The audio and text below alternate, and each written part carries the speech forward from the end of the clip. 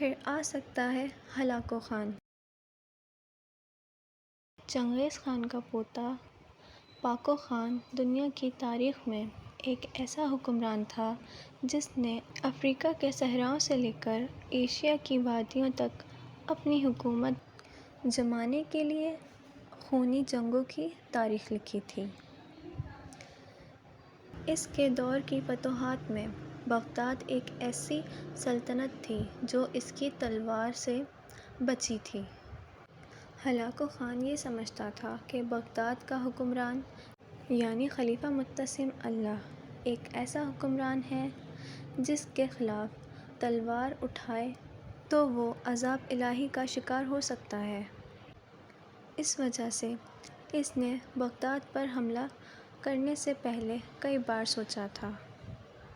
جہاں Hulagu Khan Baghdad سے دور رہنے کی کوشش میں تھا وہیں متسم بالہ کے ایک وزیر کو بغداد کی حکومت کی بھاگ دوڑ سنبھالنے کی لالچ امنڈ آئی۔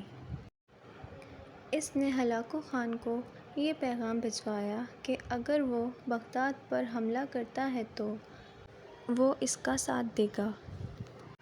ہلاکو خان کو بغداد پر حملہ کرنے اور منگول سلطنت کا پرچم لہرانے کا شوق پیدا ہوا۔ اس نے متسم بالہ کے وزیر کو ساتھ لے کر بغداد پر حملہ کرنے کا فیصلہ کیا۔ جس وقت متسم بالہ بغداد کا حکمران تھا اس دوران بغداد قلعے کے اندر ہی خانہ جنگی کا شکار تھا۔ اس کے وزراء عوام سے لگان وصول کرنے میں مصروف تھے تو علماء آپسی اختلافات کا شکار تھے۔ شیعہ اور سنی مسلکوں کے درمیان روزانہ بحث و مباحثہ اور مناظرے ہوا کرتے تھے۔ اہل تشیع اور اہل سنت بھی اپنے اپنے مسلکوں کے اختلافات کو لے کر بحث و مباحثہ کرتے تھے۔ جس وقت ہلاکو خان بغداد پر حملہ کرنے کے لیے روانہ ہوا تھا اس وقت بغداد میں اس بات کو لے کر زبردست بحث جاری تھی کہ کوا کھانا حرام ہے یا حلال ہے۔ علماء کے درمیان یہ بحث اتنی زوروں پر تھی کہ انہیں کوئی مسئلہ نہیں سوچ رہا تھا۔ بغداد کا خلیفہ متسم بالہ کو اپنی رعایا سے بڑھ کر اسے اشرفیاں، ہیرے جواہرات، سونے کے زیورات جمع کرنے کا شوق تھا۔ اس کے پاس اتنا خزانہ تھا اس کا اندازہ اس طرح سے لگایا گیا کہ 100 ہاتھیوں پر لادنے کے باوجود مزید ہاتھیوں کی ضرورت پڑی تھی۔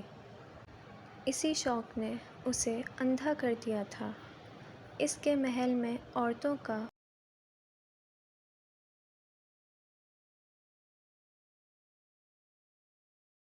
بڑا مجمع تھا جو بیویوں اور لونڈیوں کی شکل میں تھا۔ جیسے ہی ہلاکو خان بغداد کے اس مضبوط قلعے پر حملہ کیا تو متسم بالہ نے بغداد کی فوج کو خاموش رہنے کا حکم دیا جس کی وجہ سے ہلاکو خان کی فوج نے مختصر عرصے میں بغداد کے کونے کونے پر قبضہ کر لیا اور بغداد کی گلیوں میں خون کی ندیاں بہائیں، انسانی سروں دیوار میں بنائیں جو بعد میں کھوپڑیوں کی دیوار میں کہلاتی تھیں۔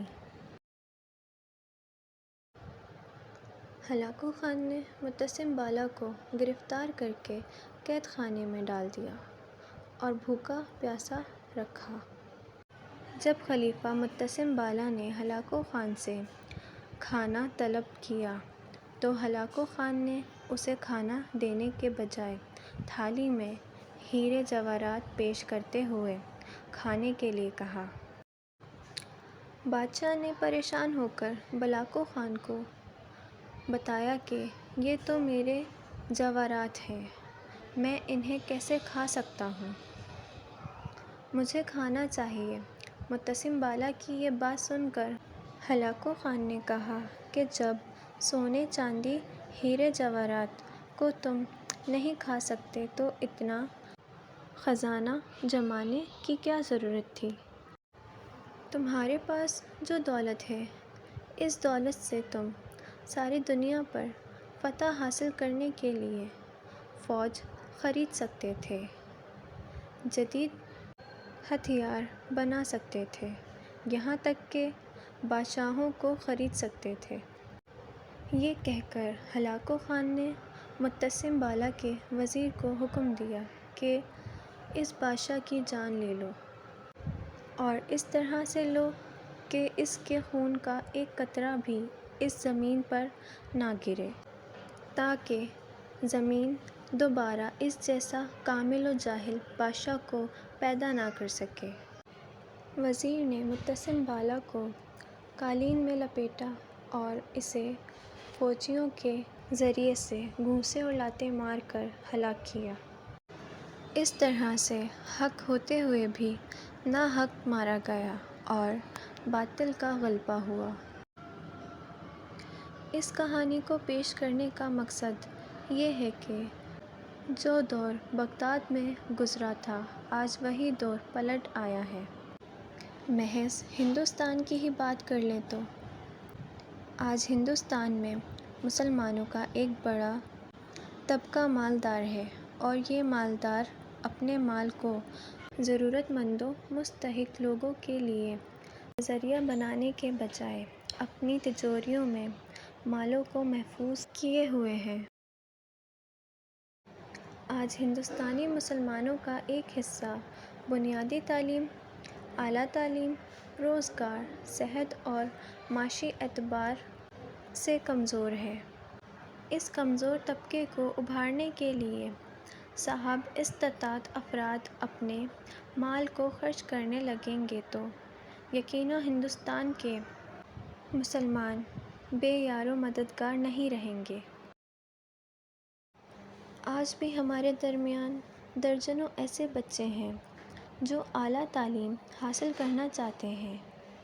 ان بچوں کے پاس اسکول یا کالج کی فیس ادا کرنے کے لیے تو سرکاری وظیفوں سے مدد مل جاتی ہے، لیکن ان کے اخراجات اور ضروریات کو پورا کرنا اس کے بس میں نہیں۔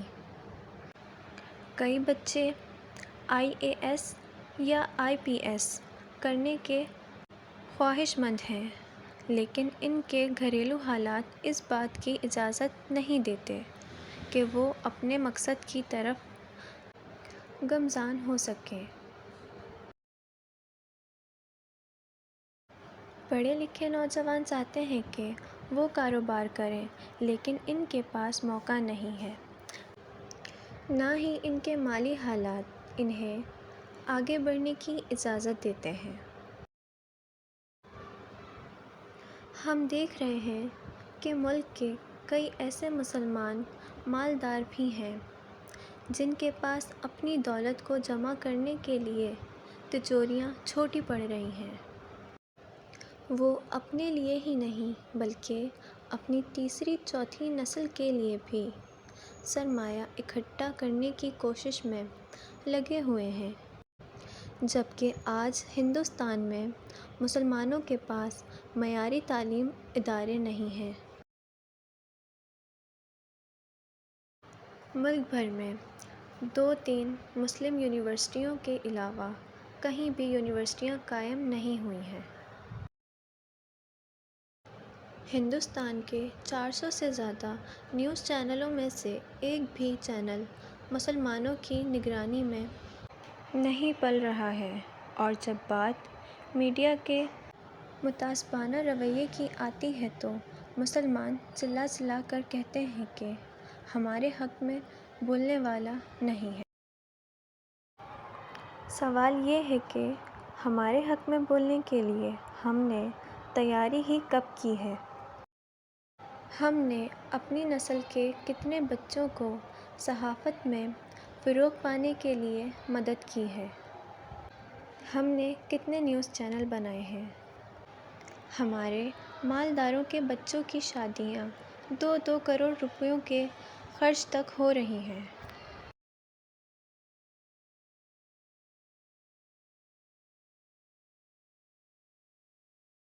لیکن کبھی اس سے کم خرچ میں بہترین پورٹ بنانے کے لیے بھی ہمارے پاس دلچسپی نہیں ہے۔